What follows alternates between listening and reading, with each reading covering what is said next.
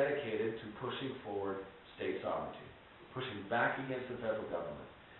I've been on Glenn Beck 3 or 4 times talking about the need for state sovereignty. And in a second, I'm going to tell you that is one of my top 3 platform issues. I think the most rewarding piece of legislation I've ever been involved in, though, is still happening right now. And it was a 3-page piece of legislation to fight Obamacare. And what happened was, before Obamacare became law, when Congress was just talking about it, I drafted a 3-page piece of legislation. 3 pages is all it was. And it said 2 things.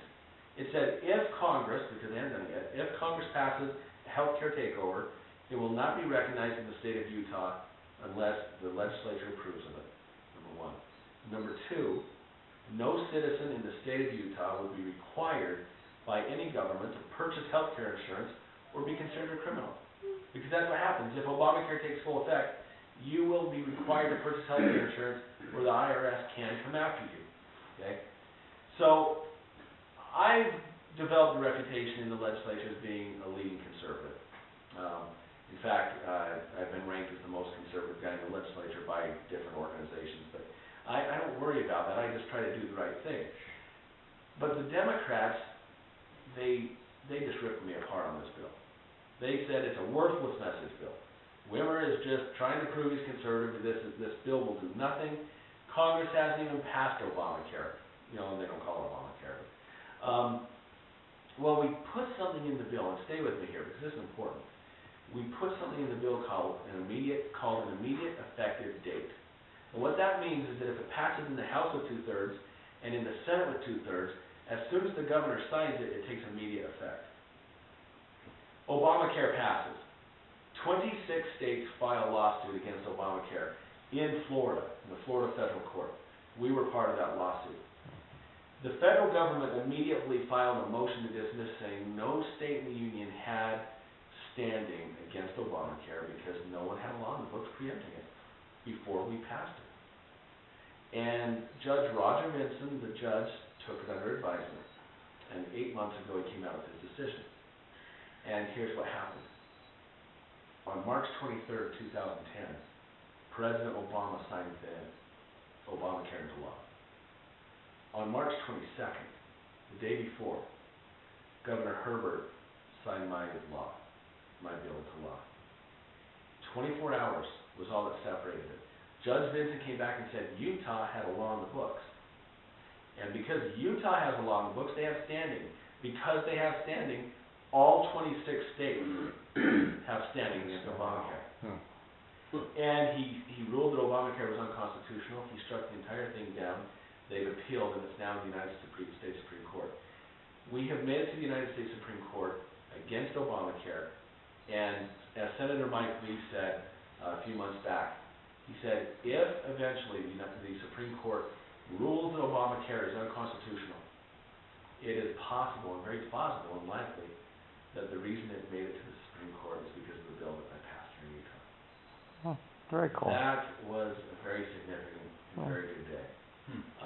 I have to tell you, going from being a police officer, which I believe is a high calling of service, but I have to tell you, all I ever wanted to do was serve and work and raise a family. And I never in a million years ever imagined that I'd be involved in something so big, so much bigger than, more importantly, myself.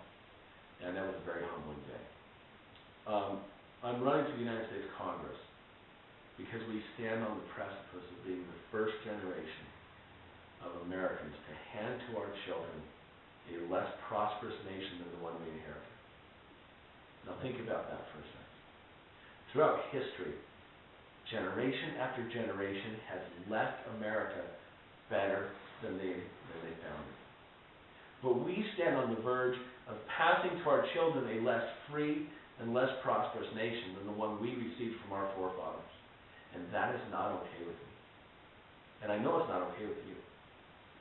And about a year ago, I went to my wife, and politics was never in the life plan. We planned on me retiring from law enforcement, having us move to a small little town, maybe Delta, we have relatives in Delta, getting 5 acres, buying some chickens, maybe a cow, and raising a garden, and just being a little more prominent, living a little more prominently. And my wife put that idea on hold as I ran for the legislature about a year ago. I went to her and said, I think we need to change our life plan again, just temporarily. And she said, why? And I said, because I think I need to run for Congress. And she said, no way, not a chance. And I said, fine, I understand, no problem. About 2 weeks later, she came to me and she said, you know what, you're right. We need to run for Congress. She knows what I know, and she knows what you know. That the American dream is slipping through the hands of every ordinary day, everyday citizen. And it's not because of decisions that you have made. It's because of decisions by bureaucrats thousands of miles away from us that are affecting us in our homes and at our dinner table. And that has to stop. Yeah. And it's my goal to go back to Washington, D.C. and do everything I can to return this country to a constitutional republic, to return the Constitution to its rightful place as the rule book of Congress, as the guidebook of this country. I have 3 top priorities. There's several things I want to do, but let me just cover a few of my priorities. Number 1, we've got to get control of spending and debt and deficits. We are $16 trillion in debt. We are spending $1.5 trillion more than we bring in as a country every single year. We know what happens. Alex mentioned it. At the end of the row is Greece.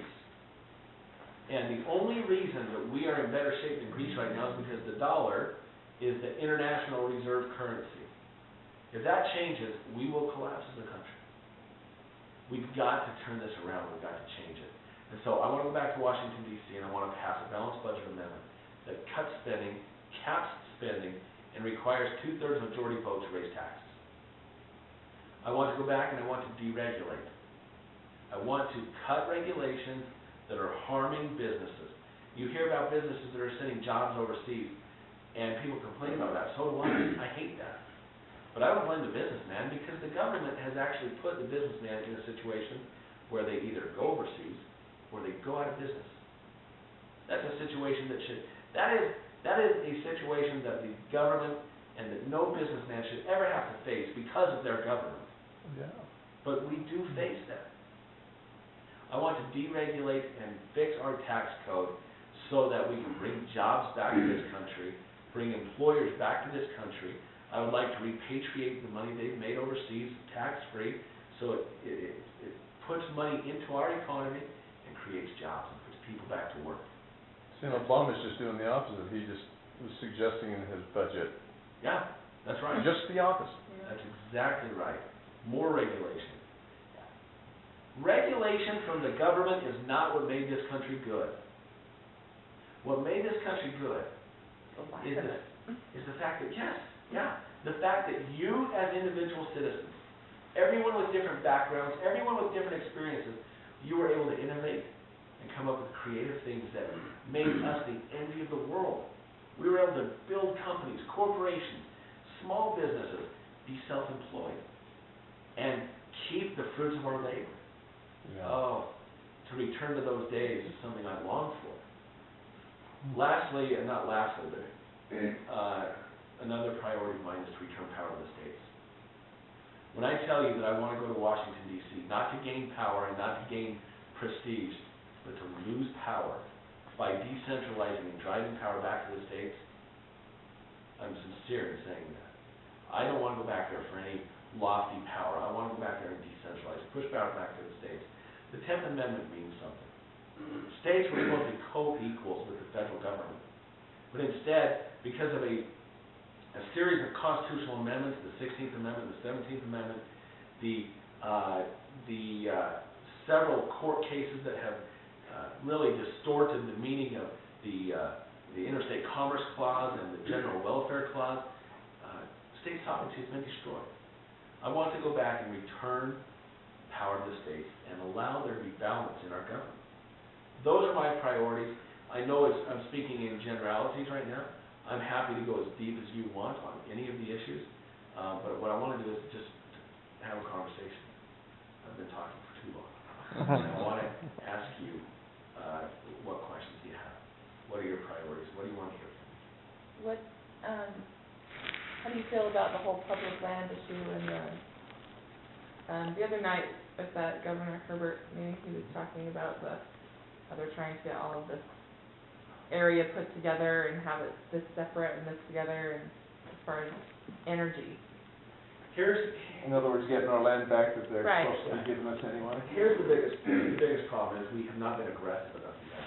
I was the chief co-sponsor of a piece of legislation 2 years ago that started, for the first time in history, in American history, we started the eminent domain process against federally controlled land, okay? To condemn that land and take it back from the federal government. We set up a trust account, we passed a law, and it was up to the executive branch of government in this state to push that forward. They haven't done it. Governor Herbert is changing his tune now, and he's getting more aggressive. He's always been supportive of the cause, but he hasn't been willing to really push the envelope. We need people to do that.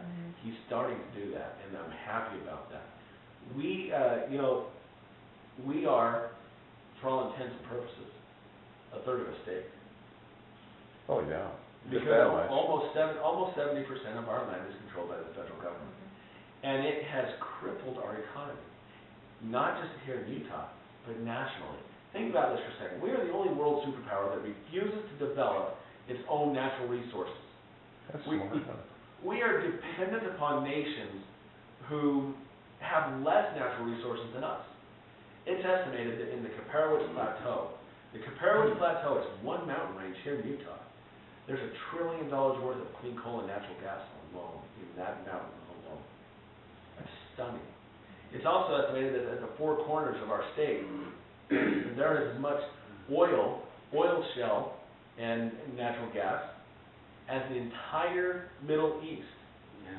That's stunning. But we can't access it, we can't use it, we can't develop it. If we are, two things to economic recovery, okay? There's two things. There's only two things you can do. Cut spending or increase revenue, okay? I will not vote for a tax increase. I have never voted for a tax increase while I was in the legislature, and I won't do it, because it's unnecessary. If we would raise revenue other ways, rather than tax increases, that's what I support. So let me tell you my plan. Cut spending drastically in this country, and then increase revenue through developing our energy resources. Exactly. It is the primary industry in this country that is underdeveloped and undertapped. If we were to start developing our natural resources, it would be a boom to this country and to this state. Yeah, if you could get back there and have an impact on that, that's the one thing above everything else, I think, that would turn the country around economically. Yeah. So what are you gonna do against, To it. the tree huggers and the EPA? Okay, so I am a strong supporter in eliminating the EPA. Good. Good.